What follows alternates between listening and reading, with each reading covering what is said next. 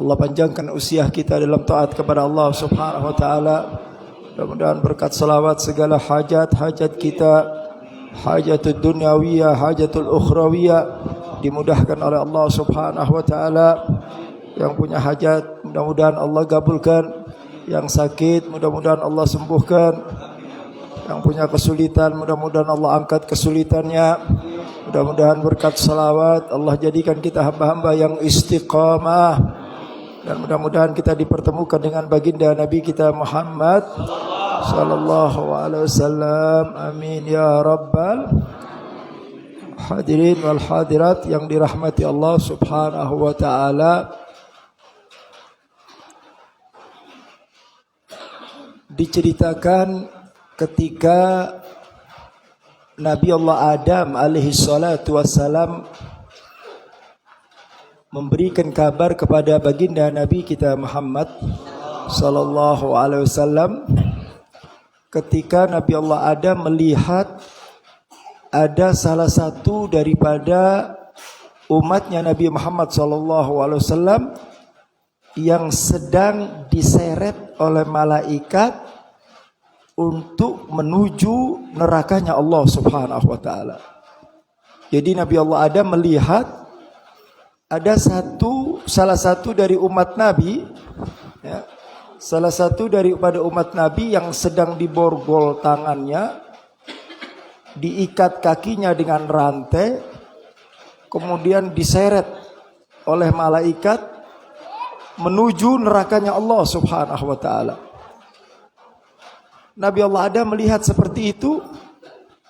Kemudian Nabi Allah Adam memberitahu kepada baginda Nabi Muhammad sallallahu alaihi wasallam sambil mengatakan, "Ya Muhammad, ada salah satu dari umatmu sedang diseret oleh malaikat untuk masuk ke dalam neraka." Maka Rasul sallallahu alaihi wasallam begitu cintanya kepada umatnya, ya, walaupun cuma satu orang, ya, beliau tidak rela melihat ada salah satu umatnya yang sedang diseret ke dalam nerakanya. Dikejar oleh Nabi SAW, dilihat betul, ya, ada salah satu daripada umat Nabi sedang digiring ke dalam neraka. Kemudian Nabi mengatakan kepada malaikat, "Hai malaikat, berhentilah. Berhenti wahai malaikat. Jangan kau bawa umatku itu masuk ke dalam neraka." Tapi rupanya panggilan Nabi enggak dihiraukan oleh malaikat. Malaikat sambil mengatakan, "Ya Muhammad, bukankah engkau tahu bahwa kami para malaikat tidak pernah mengkhianati perintah Allah? Kami diperintah oleh Allah untuk membawa orang tersebut ke dalam neraka. Maka kami tidak bisa mengkhianati dan kami tidak akan bisa berhenti.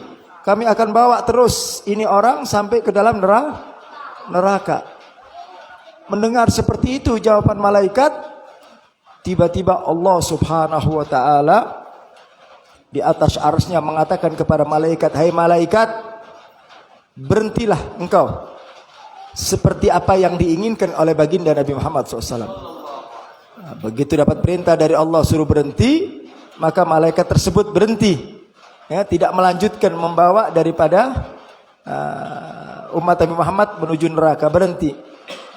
Kemudian ditanya oleh Rasulullah SAW, "Kenapa kau bawa umatku ini masuk dalam neraka?" Kemudian malaikat mengatakan, "Ya Muhammad, kau punya umat ini ahli maksiat. Kau punya umat ini, ya, banyak berbuat salah, berbuat dosa waktu di dunia. Maka kami diperintah oleh Allah untuk membawa orang tersebut ke dalam neraka." Maka Nabi SAW mengatakan, "Baik, kalau begitu kamu timbang ulang. Timbang ulang. Amal kebaikan dan keburukan mana yang lebih banyak?" Nabi Muhammad kepingin lihat, benar nggak ini umatnya banyak maksiat? Benar nggak ini umatnya banyak dosa? Nabi Muhammad kepingin bukti. Sehingga beliau mengatakan kepada malaikat, "Coba kamu timbang ulang, timbang lagi. Apa benar ini? Aku punya umat ini banyak dosa." "Baik," kata malaikat. Akhirnya ditimbang ulang. Ditimbang di mizan, ya, timbangan amal. Begitu ditimbang amal, benar ternyata kemaksiatannya lebih berat daripada amal kebaikannya. Ya. Nabi melihat bahwasanya ketika ditimbang itu amal keburukannya lebih berat. Ya, lebih berat. Amal kebaikannya sedikit, amal keburukannya lebih berat. Kemudian malaikat mengatakan, "Ya Muhammad, bukankah engkau sudah menyaksikan, lihat amal keburukannya lebih banyak, maka orang ini lebih pantas untuk masuk neraka." Ketika timbangan itu sedang naik, timbangan keberatan, timbangan berat dosanya itu sudah naik begini, ya, ringan daripada amal kebaikannya, maka Nabi mendekati kepada timbangan tersebut.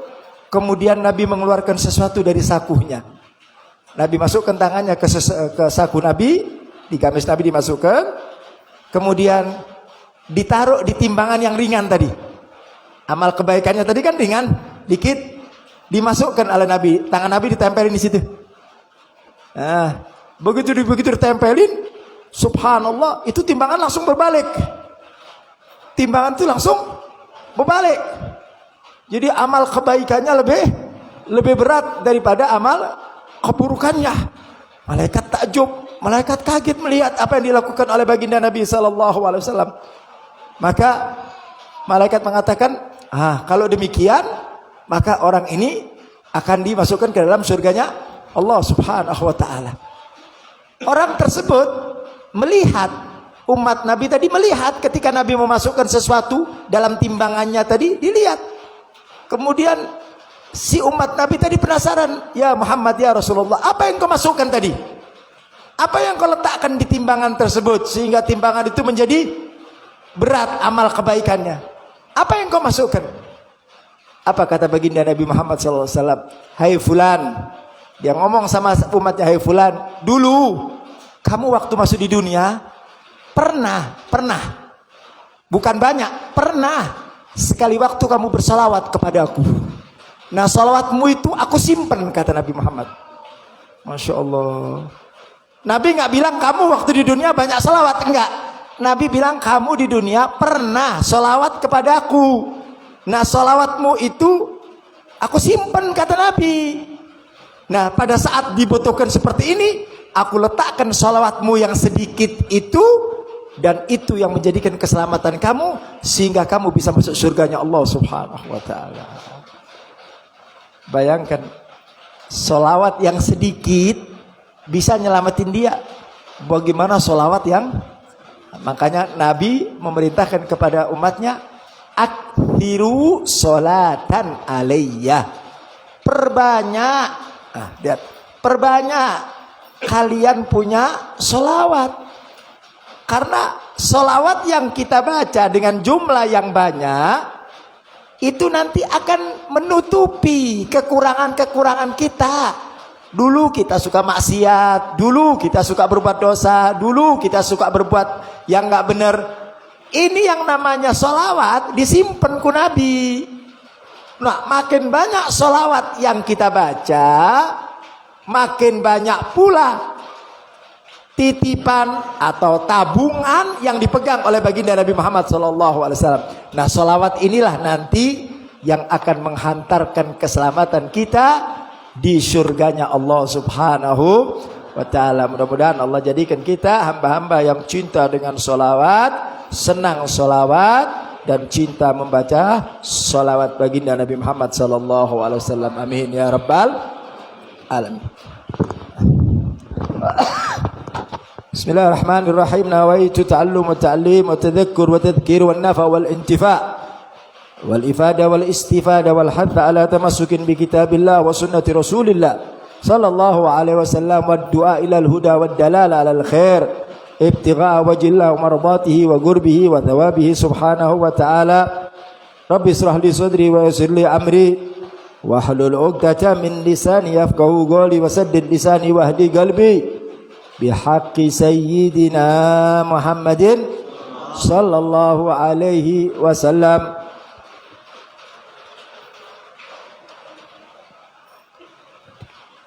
Mundur dikit setelin. Mundurin dikit setelin.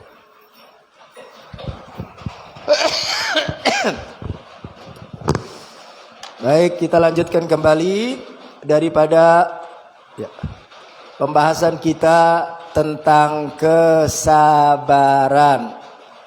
Nah, sebagaimana yang sudah kita jelaskan, sabar dibagi menjadi 3. Sabar pada ketaatan, sabar meninggalkan maksiat, sabar di dalam mendapatkan musibah.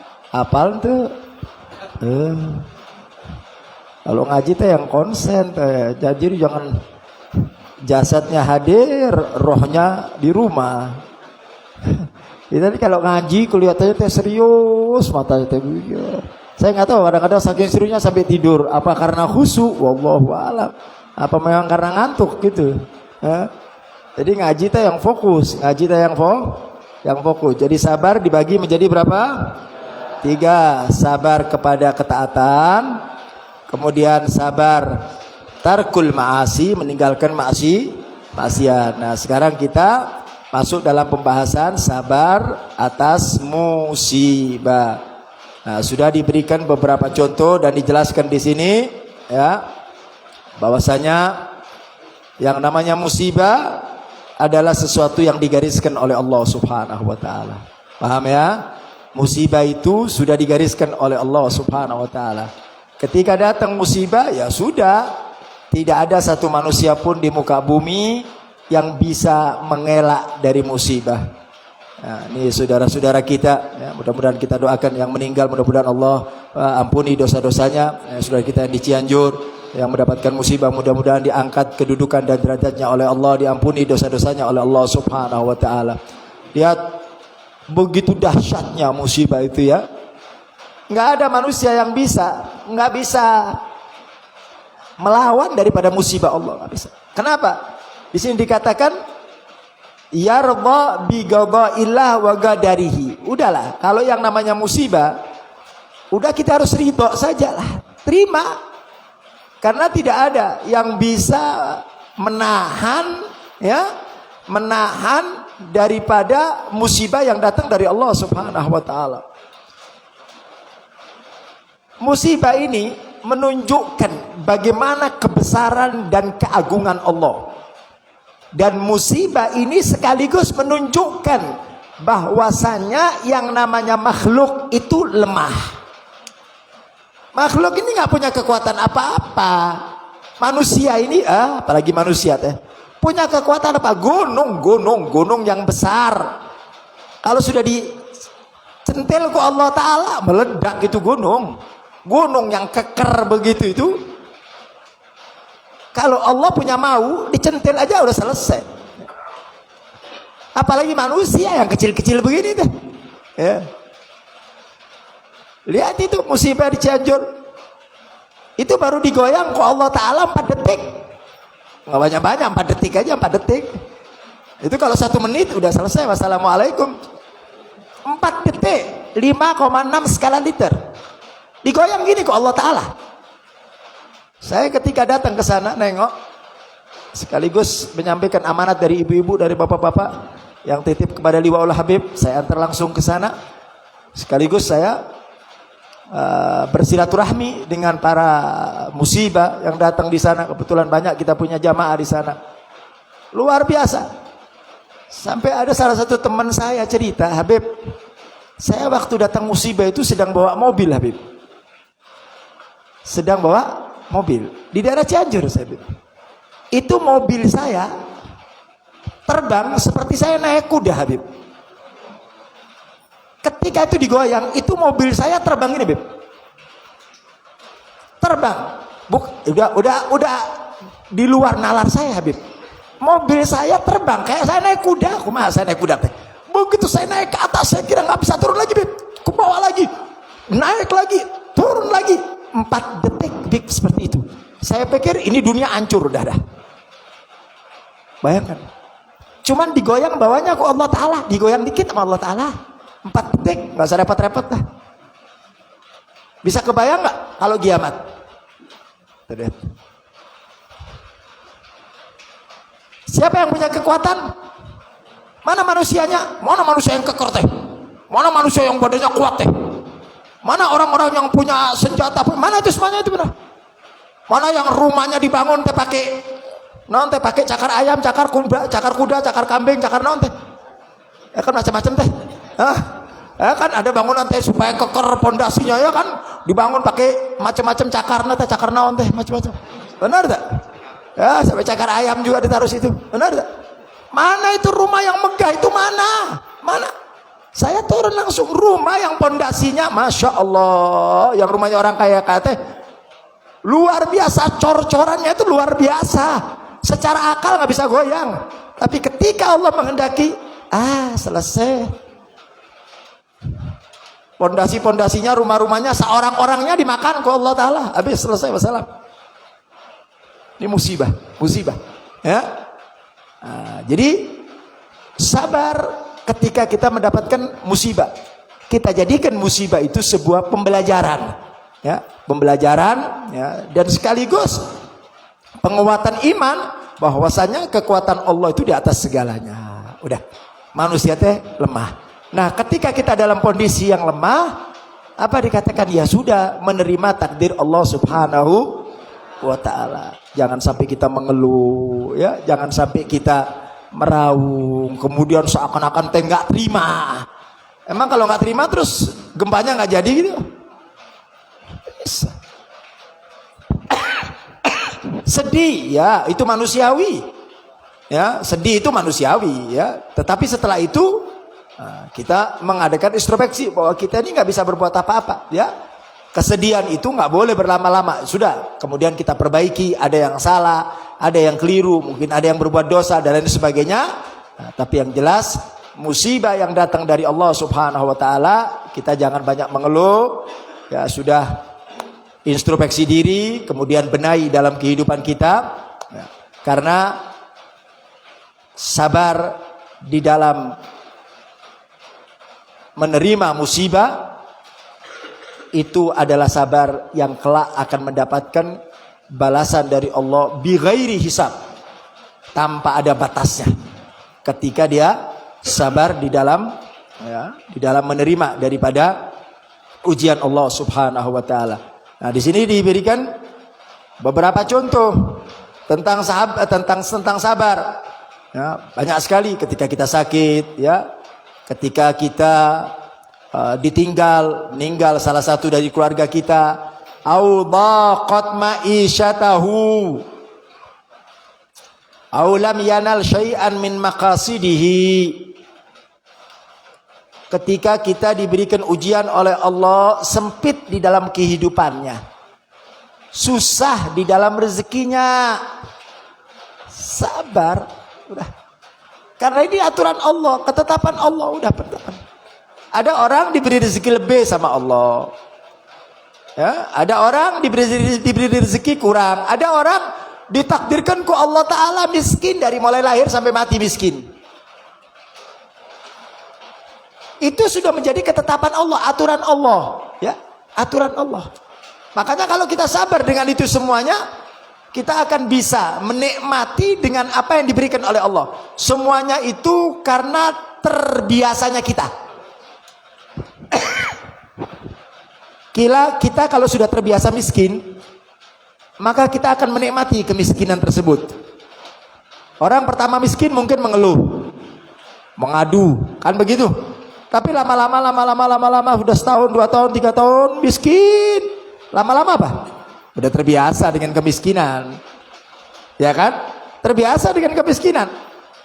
Orang miskin merasa tidur di bawah nggak enak, nggak pakai kasur misalnya, tidur di bawah. Pertama memang nggak enak, tapi lama-lama, oh nikmat tidur di bawah teh, ya kan?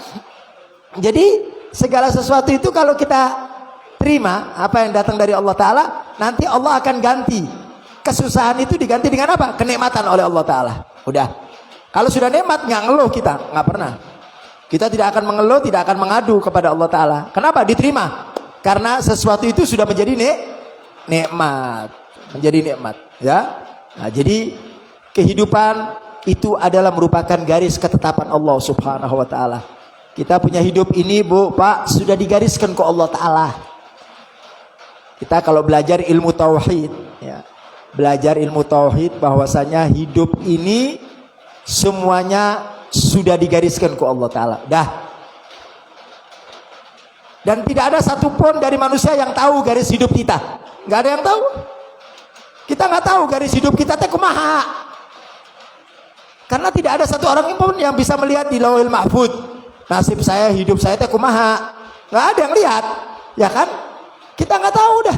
Udah jalankan hidup seperti apa adanya.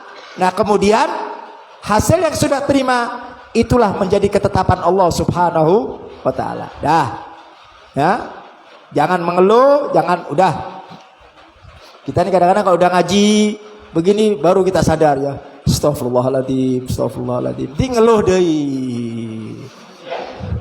Ya kan manusia tuh begitu ya. Kalau sudah lagi ngaji gini, iya benar mau ngapain ngeluh lah. Udah mulai sekarang nggak mau ngeluh, siap. Alhamdulillah apa yang dikasih ke Allah Ta'ala teh alhamdulillah syukur. 2 hari ngeluh deui. Nah, makanya ngajinya mestinya bukan tiap minggu ya. Mestinya tiap hari teh ngaji, itu bener. Ya. Makanya Bu, kalau kita lagi nggak ngaji banyakin baca Quran, sholawat sama baca Quran itu hiburan itu. Ya, kita lagi susah lagi baca Quran. Kalau kita tiap hari baca Quran, baca sholawat itu hiburan. Jadi ketika setan akan ngebisikin dalam hati dan pikiran kita supaya kita ngeluh, nggak bisa ngeluh. Kenapa? Quran dan sholawat akan jadi obat. Quran dan salawat itu akan jadi obat dalam kehidupan kita. Sehingga apa? Kita nggak ngeluh, kita nikmatin aja, senyum aja, ketawa aja. Ya, ngadepin apapun teh, ketawa. Hari ini dapat duit, alhamdulillah. Nggak dapat duit, alhamdulillah, nikmatin aja. Makan seada-adanya. Yang bisa dinikmatin di dapur, ya udah makannya di dapur. Ayat tahu tempe, nikmatin aja, udahlah. Orang itu paling enak makan sambil senyum daripada makan daging cemberut buat naon teh. Makan daging keluarga nih, tapi cemberut semuanya nggak enak, ya kan? Ibu-ibu itu kalau lihat lagi makan bersama teh namanya teh. Nah lihat botram lah gitu tah. Menunya teh naon? Emang menunya Kentucky gitu? Menunya paling juga gehu, combro, nanti ibu teh. Tapi ketika makan ibu teh pada senyum sambil ketawa semuanya. Kayak yang dimakan teh, kayak sate kambing, padahal teh. Nah, dimakan yang begitu-gitu. Kenapa? Merasa senang, merasa nikmat, sehingga apa yang dia makan itu merasa nyaman, enak, gitu loh. Jadi semua itu kembali kepada diri kita. Kalau kita menjadi manusia yang bersyukur kepada Allah, maka kesusahan itu diganti ke Allah Ta'ala dengan apa? Dengan kenikmatan. Nikmat, walaupun apa yang kita makan nikmat. Walaupun kita tidur tidak senikmat atau tidak senyaman orang-orang kaya, nikmat. Ibu-ibu teh nyandar ke tembok molor gitu nikmat gak? Benar gak? Bapak-bapak di ujung tuh sambil dengar pengajian. Saya pernah dengar Bu, saya lagi pengajian malam. Udah jam 1 atau jam 2 pengajian. Ya namanya juga pengajian udah terakhir, males. Malam. Ada di belakang teh ngedengerin pengajian. Itu saking ngantuknya teh mulutnya udah tidur. Masya Allah. Nempel tembok molor, Pak. Benar enggak? Benar enggak? Udah nikmatin aja ya. Nah, jadi apa yang sudah diberikan oleh Allah nikmatin aja ya. Aulam yanal syai'an min maqasidihi, atau kita meminta sesuatu kepada Allah tapi belum datang. Permintaan kita sama Allah banyak enggak? Kira-kira yang datang berapa persen?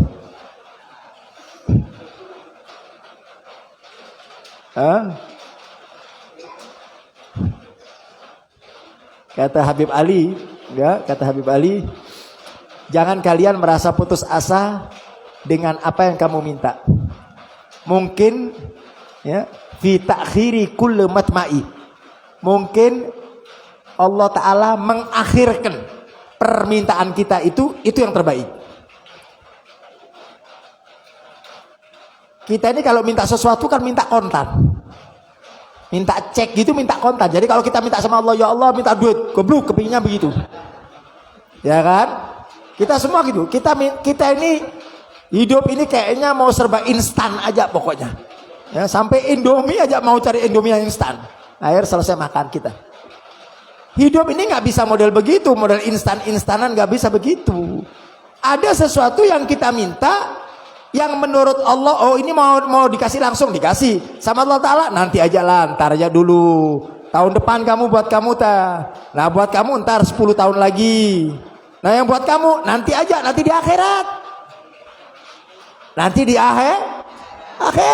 Ya, ada orang-orang yang minta, diceritakan oleh Imam Al-Haddad dalam salah satu kitabnya, bahwasanya ada nanti orang-orang yang minta kepada Allah, mohon kepada Allah Ta'ala, berdoa kepada Allah Ta'ala, dari sekian banyak permintaannya, yang dikasih cuma sedikit, selainnya disisahkan sama Allah Ta'ala yang banyak, disimpan di akhirat ke Allah Ta'ala, disimpan oleh Allah Ta'ala.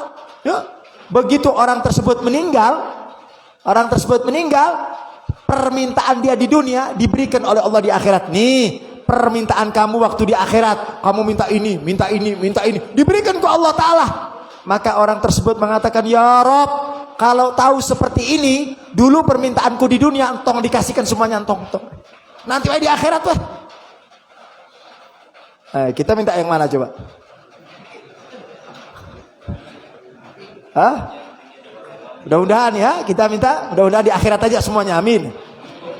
Tuh kan gak ada yang ngejawab. Kita tes serakah, Habib minta di dunia gak kasih semua, Habib di akhirat kasih semuanya. Ya kok kalau di dunia dikasih semua, di akhirat kosong dong. Iya, jadi Allah Ta'ala itu lebih tahu, lebih mengerti ya. Jadi apa yang kita minta, jangan punya perasaan, Habib saya doa bertahun-tahun, tapi doa saya nggak digabulkan ke Allah Ta'ala. Enggak. Jangan punya prasangka su'don sama Allah Ta'ala, nggak boleh. Ya, punya prasangka jelek sama Allah, nggak boleh. Siapa yang berdoa kepada Allah, pasti doanya dikabulkan ke Allah Ta'ala. Sing yakin gitu loh. Nabi ngajarkan kalau kamu berdoa, sing yakin doa kamu tadi dengar ku Allah Ta'ala, dikabulkan ku Allah Ta'ala. Kalau hari ini belum diberi sama Allah Ta'ala, mungkin besok. Kalau besok belum diberi, mungkin tahun depan. Kalau tahun depan belum diberi, mungkin disimpan ku Allah Ta'ala nanti di akhirat. Tetap harus mempunyai husnudzon kepada Allah Ta'ala. Tetap harus. Ya, pasti yang jelas segala permintaan kita dikabulkan ku Allah Ta'ala. Ya. Nggak usah khawatir, pasti didengar ku Allah Ta'ala. Bahkan para ulama mengatakan, siapa orang yang berdoa kemudian diawalin dengan sholawat, makanya diajarkan oleh para ulama kalau kita berdoa ada caranya. Ya, dengerin ya, kalau kita mau berdoa sama Allah itu pakai tata cara. Pertama, hamdalah, alhamdulillah. Terserah mau alhamdulillahi rabbil alamin, alhamdulillah hamdan katsirin, terserah. Hamdalah, memuji Allah. Kedua, sholawat. Habis sholawat baru minta. Entong minta dulu baru sholawat. Kita ini kadang-kadang begitu angkat tangan, ya Allah minta. Puji dulu Allah Ta'ala, sanjung dulu Allah Ta'ala. Kita kalau mau utang sama orang, kumaha caranya teh? Dipuji dulu kan orangnya teh.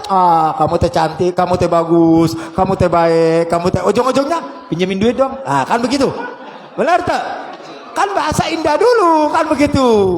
Nah Allah Ta'ala puji dulu. Allah ya akramal akramin, ya arhamar rahimin, ya ajwadal ajwadin, ya rahmanu ya rahim. Ya, kita disuruh pakai doa di Quran, falillahil asmaul husna fad'u biha. Doa pakai asmaul husna. Habis baca asmaul husna, ya 2-3 daripada asmaul husna. Kemudian Allahumma sholli ala sayyidina Muhammad wa ala ali sayyidina Muhammad, baru minta. Begitu. Pertama muji Allah, kedua sholawat. Sholawat itu membuka hubungan kita dengan Allah, kemudian baru doa. Begitu.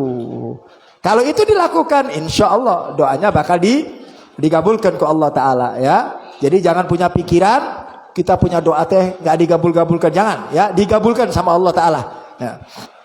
Ada yang langsung dikasih, ada yang ditunda ku Allah Ta'ala ya.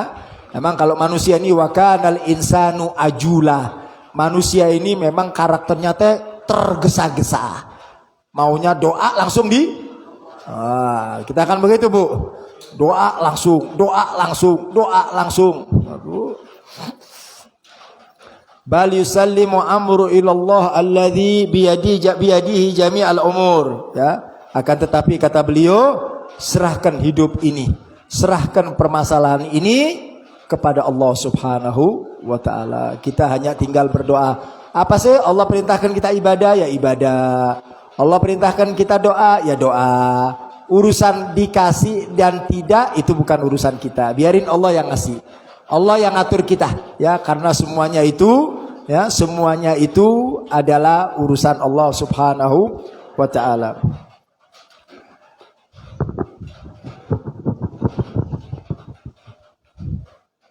Wa yastaki ilai azza wa jalla ma nazala bihi minal bala. Dan hendaklah kalian ketika mendapatkan musibah, ngadunya itu kepada Allah. Jangan ngadu kepada manusia. Yastaqi ilai azza wa jalla, ya. Kita dapatkan musibah, karena yang memberikan musibah siapa? Allah. Kita minta kepada Allah, nanti Allah yang angkat. Kan nggak nyambung, musibah datang dari Allah, minta tolong sama manusia, nggak nyambung. Emang bisa gitu manusia bantuin? Nggak bisa. Kita minta rezeki, yang ngasih rezeki siapa? Allah. Yang maha kaya siapa? Allah. Masa minta sama manusia? Manusia teh miskin. Nah, jadi kalau kita mau minta rezeki, ya minta kepada zat yang maha punya rezeki. Jadi kalau kita nggak punya rezeki, ngadunya kepada Allah. Semua Allah yang menyembuhkan kita. Ketika kita sakit, ngadu kepada Allah, ya Allah berikan kesembuhan. Wa huwa yashfi. Allah yang menyembuhkan, bukan manusia, bukan. Nah, ya, jadi semua kembalikan kepada Allah. Jadi mengadu dari semua musibah yang kita terima, hendaklah semuanya itu kepada Allah Subhanahu wa taala. Jangan pernah mengadu kepada manusia, jangan, ya. Karena manusia nggak bisa berbuat apapun terhadap kita, dan manusia tidak bisa menyembuhkan penyakit, manusia tidak bisa memberikan kekayaan, manusia tidak bisa menyelamatkan kita, manusia tidak bisa memudaratkan kita, manusia nggak bisa memberikan syafaat kepada kita. Semuanya itu yang bisa memberikan hanya Allah. Manusia teh sama, ya. Lihat bagaimana Sayyidina Yakub, ya, diceritakan dalam Al-Quran, ya, ketika mendapatkan musibah dari Allah. Sayyidina Ayub yang diberikan penyakit oleh Allah Ta'ala, ya. Sayyidina Ayub, wa ayyuba idnada rabbahu anni massaniya dhur wa anta arhamur rahimin. Subhanallah. Lihat ketika Nabi Allah Ayub diberikan ujian oleh Allah, diberikan penyakit. Nah, cuman ini perlu saya luruskan, ya. Banyak cerita-cerita Israiliyat, cerita-cerita yang ngawur. Dikatakan di sana bahwa Ayub itu punya penyakit, ya, dari ujung kepala ke ujung kaki, keluar nanah, keluar bisul, sehingga masyarakat tidak ada yang mendekati dia. Itu namanya cerita Israiliyat, cerita yang tidak benar. Nggak mungkin seorang nabi diberikan penyakit. Rasul itu tugasnya apa sih? Tugasnya berdakwah, kan begitu. Rasul itu tugasnya berdakwah, menyampaikan syariat Allah. Bagaimana mungkin seorang nabi, seorang rasul yang mau berdakwah menyampaikan Allah, sementara dia dikasih penyakit, yang penyakit tersebut menjadikan manusia jauh? Kumaha ajarnya? Paham tidak? Itu namanya Israiliyat. Dibodohin kita dengan cerita-cerita bohong, nggak boleh. Itu dinisbatkan kepada seorang rasul, nggak boleh. Rasul itu adalah orang-orang pilihan. Iya, Nabi Ayub diberikan ujian oleh Allah, sakit betul, tapi sakitnya bukan didramatisir sakit kayak begitu, sampai katanya baunya teh 1 kilo sampai ada baunya. Terus siapa orang mau dekat? Gimana caranya berdakwah? Kalau dia diberikan penyakit yang menjadikan orang jauh sama dia? Enggak, dia berikan penyakit, betul penyakitnya, tapi tidak seperti apa yang diceritakan. Bahkan Sayyidina Ayub itu diberikan penyakit oleh Allah Ta'ala, ya, dari sekujur tubuhnya, semuanya, tangannya, kakinya. Ketika datang musibah itu, apa dia ucapkan? Arhamur Rahimin. Allah maha sayang dan Allah maha cinta. Masya Allah. Jadi ibaratnya dikasihkan penyakit, alhamdulillah. Kita gitu. Lihat. Begitu dia diberikan penyakit, justru dia memuji Allah. Bukan ngedumel. Ya, bukan ngadu, dia dipuji, dia diberikan penyakit, Dan dia mengatakan wa anta arhamur rahimin, dan engkau adalah zat yang maha kasih ya Allah. Padahal Allah kasih penyakit, subhanallah. Penyakit semua anggota tubuh. Bahkan ketika beliau mendapatkan penyakit semuanya, ya, dari mukanya juga sampai terakhir di dalam mulut beliau, ya, mendekati penyakitnya dalam mulutnya. Kemudian dia minta kepada Allah, ya Allah, lihat, ya Allah, penyakit yang kau berikan semuanya aku terima dengan lapang dada. Aku terima dengan senang hati. Aku cuma minta satu, ya Allah, jangan kau berikan penyakit ke dalam lisan. Kenapa? Karena kenikmatanku ketika lisan ini bisa berzikir kepadamu, ya Allah. Lihat, semuanya engkau berikan penyakit, ya Allah, aku terima. Asal jangan mulut, ya Allah. Kenapa? Karena ini satu-satunya alat untuk aku bisa ingat kepadamu, untuk bisa aku berzikir kepadamu, ya Allah. Jangan kau berikan sakit. Maka Allah selamatkan lisannya sehingga lisannya terus berzikir kepada Allah Ta'ala. Makin sakit makin berzikir kepada Allah Ta'ala. Kita juga begitu. Sakit pegang tasbih, zikir sama Allah Ta'ala, ya. Begitu kita sakit ingat sama Allah Ta'ala. Makin kita diberikan musibah makin ingat sama Allah Ta'ala. Jangan makin jauh, ya. Jadi apapun yang diberikan oleh Allah, makin miskin makin hebat dekat sama Allah Ta'ala. Makin diberikan musibah oleh Allah makin dekat sama Allah Ta'ala. Makin diberikan penyakit makin kontak sama Allah Ta'ala. Enggak, jangan ada jarak antara kita dengan Allah. Penyakit tidak menjadikan kita jauh dengan Allah, justru penyakit menjadikan kita dekat kepada Allah. Maka penyakit yang akan kita terima akan menjadi sebuah kenikmatan dalam kehidupan kita. Penyakit itu akan enak, akan nikmat. Enggak akan terasa sakit. Kalau penyakit itu diiringin dengan sholawat, diiringin dengan istighfar, diiringin dengan baca Quran. Sakit denger lagu dangdut, hiburan, macam-macam lah, ya tambah sakit aja gitu. Nah, penyakit itu dekat sama Allah Ta'ala, ya. Lihat Sayyidina Ayub, ya. Diajarkan ke Allah Ta'ala, justru diberikan penyakit, tambah dia puji, ya Arhamar Rahimin, Allah Maha Rahim, Allah Maha Kasih. Artinya apa? Orang yang diberikan penyakit sama Allah berarti Allah cinta sama orang tersebut. Jangan dikira kalau orang sehat terus teh berarti Allah sayang. Belum tentu. Fir'aun teh sehat terus nggak pernah sakit. Fir'aun.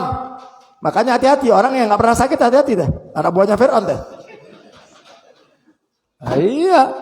Fir'aun itu karena dia nggak pernah sakit, lama-lama, oh saya ini ujung-ujungnya ngaku Tuhan. Ana rabbukumul a'la, aku Tuhanmu yang paling tinggi. Nggak pernah sakit. Justru sakit itu sebagai bukti bahwa kita adalah seorang hamba. Allah sayang. Makin kita diberikan sakit oleh Allah, makin sayang Allah sama kita, ya. Makanya di sini dikatakan wa anta arhamur rahimin. Wa an yugabila masaib bikulli sabr wa thabat. Dan hendaklah kalian ketika mendapatkan musibah sabar, kokoh, kuat, enggak cengeng, enggak linglung, enggak kena musibah, enggak stres, enggak beb, bingung, enggak, tenang aja, santai aja, jalan aja, tenang aja. Bisa enggak gitu? Tenang aja, dapat musibah tenang, nikmatin aja musibah itu, ya. Musibah apapun, kecil. Saya sering katakan musibah itu tergantung kita bagaimana cara menyikapi. Ya. Kalau musibah itu yang besar kita sikapin kecil, ya kecil. Tapi musibah yang kecil kalau kita terlalu besar. Ini bagaimana kenanya kita sama Allah Ta'ala. Udahlah, yang datang dari Allah nikmat aja, walaupun dia penyakit. Jadi ketika datang penyakit, datang musibah, fabidzalika, lihat, fabidzalika yanalu thawaban aziman wa yufarrijullahu anhu husnah, ya. Orang yang sabar, ya, pertama dia diberikan kekuatan oleh Allah dengan musibah tersebut, kemudian diberikan bonus ke Allah Ta'ala. Apa? Thawaban azima, pahala yang besar. Ini pahala orang sabar teh nggak sembarang pahala, Pak. Rasul aja diambil 5 orang, ulul azmi minar rasul. Dari 25 rasul ada 5 rasul, ya. Musa, Isa, Nuh, Ibrahim, Musa. 5 rasul itu ulul azmi minar rasul. Kenapa? Karena 5 rasul ini mempunyai kadar kesabaran yang sangat luar biasa. Ujian demi ujian, musibah demi musibah, penyakit demi penyakit, masalah dengan masalah terus beruntun datang. Tapi mereka adalah orang-orang yang sabar. Makanya pahalanya thawaban azima. Diberikan pahala oleh Allah Ta'ala, pahala yang besar. Lihat kalimatnya, innallaha ma'as. Lihat. Allah bersama. Orang kalau mendapatkan musibah, kemudian dia sabar, dia bersama Allah. Kalau dia bersama Allah, pasti dia kuat. Pasti kuat. Yang tidak kuat itu ketika dia mendapatkan musibah, lari dari Allah. Nggak kuat. Linglung, stres, gelo, akhirnya tadi. Iya, bingung kita. Ngadepin dikit-dikit bingung, stres. Lari dari Allah. Yang ngasih musibah Allah, mestinya dia dekat sama Allah, minta perlindungan sama Allah, minta supaya diringankan, minta diberikan solusi, bukan malah jauh dari Allah. Kalau kita malah jauh dari Allah Ta'ala, wah, udah keblangsat wae kita, Pak. Hancur hidup kita, hancur. Ya, pahala nggak dapet, musibah tetap ada, rugi 2 kali. Tapi kalau kita dapat musibah, kita sabar. Memang kalimat sabar teh paling enak diucapkan, teh paling enak. Ini kalau nggak dilatih, Bu, Pak, ibu-ibu teh paling banyak sabar teh ibu-ibu teh, Masya Allah. Ya, ibu-ibu teh paling banyak sabar, Bu ya. Ngadepin suami-suami model kieu teh sabar teh. Sing sabar, Bu ya. Sabar. Kalau punya suami bawel, doain. Ya, mudah-mudahan bisu gitu. Doain ya enggak? Kalau suaminya ngaji, istrinya ngaji, soleh sama soleh. Gitu. Makanya kalau ngaji teh suami istri. Jadi ngajinya jadi istri yang soleha, mudah-mudahan. Amin. Ya. Sabar. Ya. Wa yufarid anhu husnahu. Wa yuballighul maqsudahu fid dunya au yudakhir lahu fil akhirah ma huwa a'dhamu minhu. Lihat. Orang yang sabar di Allah Ta'ala akan memberikan solusi di dunianya. Pertama, di dunianya Allah akan berikan itu solusi, Allah akan berikan itu jalan keluar. Dan yang kedua, kesabaran itu disimpan ku Allah, yudakhir, ditabung oleh Allah. Karena kita sabar, pahalanya kan besar nih. Disimpan ku Allah Ta'ala nanti di akhirat. Ini bonus yang paling berharga nih. Bonusnya kita sabar, bonusnya ada sama Allah Ta'ala. Di dunia diberikan solusi, walaupun tidak sepenuhnya. Ada Allah Ta'ala memberikan, kalau Allah memberikan musibah kepada kita, kemudian kita diberikan solusi. Solusinya walaupun gak 100% gak apa-apa. 50% solusinya lumayan, tapi sisanya kemana? Ditaruh di akhir. Ini yang mahal di akhirat nih. Nanti di akhirat nih loh hadiah sabar kamu. Masya Allah. Kalau sudah tahu pahala kita di akhirat, kita minta sama Allah, ya Allah mudah-mudahan musibah terus sabar, ya. Tapi memang sabar ini bukan sesuatu yang mudah, ya, sesuatu yang sangat sulit kalau orang tidak benar-benar mengenal Allah. Kadang-kadang orang sholatnya bagus tapi nggak sabar, benar nggak? Kadang-kadang sholatnya dia bagus, 5 waktu di masjid, bangun tengah malam kena musibah dikit, oleng, benar nggak? Ngaji, kan mesti kalau ngaji kan dapat ilmu, ngerti nih. Kena musibah dikit, ngomong sama tembok, oleng, Masya Allah. Terkadang mereka yang saya kadang-kadang heran, justru yang nggak ngaji, ya, yang nggak sholat, apa itu kalau kena musibah kayaknya keker banget tuh. Tapi kita kenapa justru yang sholat, yang kenal Allah, ya pertama musibah datang terkaget betul, ya itu nggak bisa kita pungkirin. Kita pertama kali mendapatkan musibah itu pastilah, namanya juga manusia kan begitu kan, kaget, oleng dikit kan begitu. Habis itu, nah kembali netral teh. Duduk yang tenang, adepin pelan-pelan.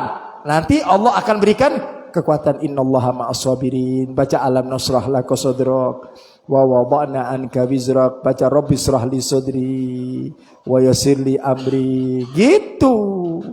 Ya. Kita dengar berita yang enggak enak nih. Jangan langsung oleng. Kaget iya. Kaget boleh, manusia namanya juga manusia. Begitu kita kaget dengar itu duduk. Pegang air wudu. Salat 2 rakaat. Doa sama Allah, ya Allah berikan kekuatan ya Allah. Nanti akan pelan-pelan diberikan kekuatan oleh Allah. Pelan. Kuat keker dah. Musibah apapun tenang dihadapin. Benar enggak?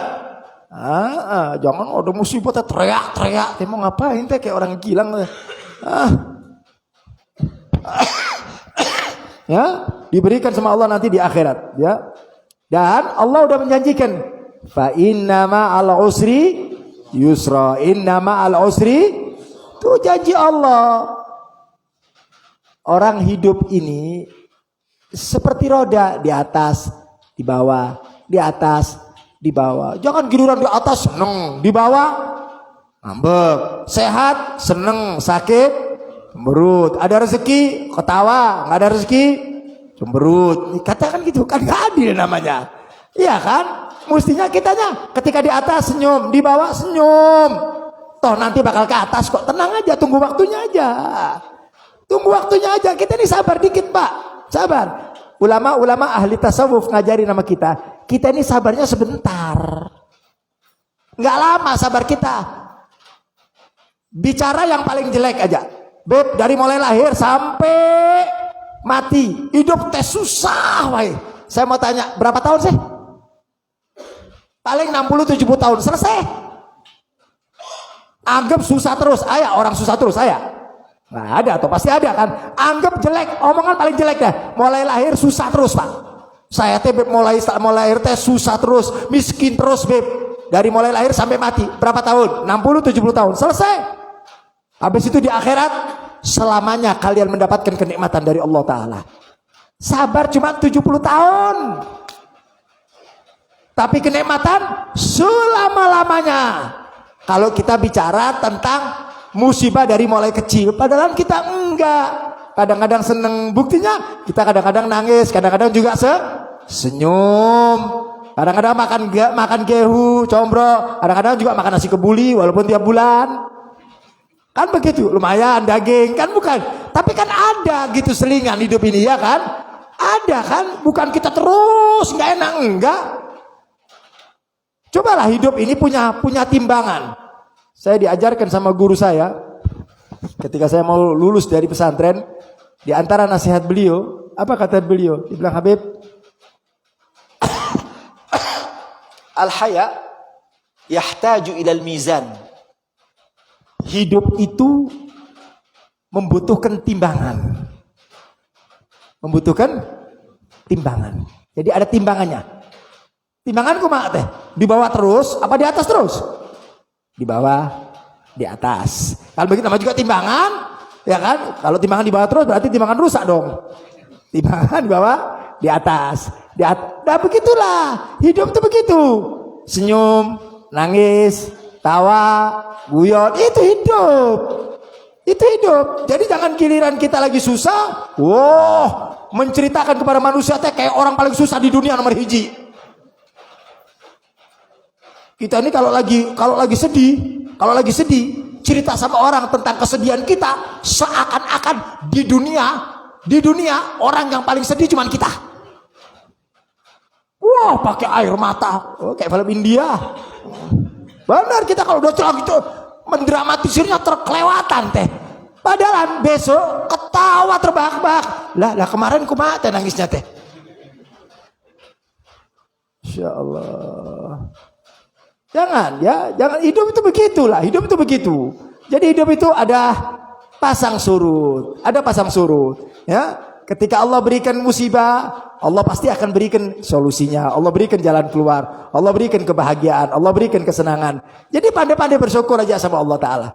Nah kalau itu kita jalankan, maka kita akan mendapatkan sebuah kestabilan dalam kehidupan ini. Sehingga hidup ini menjadi enak, nyaman. Begitu ada musibah, ya udah larikan ke Allah Taala.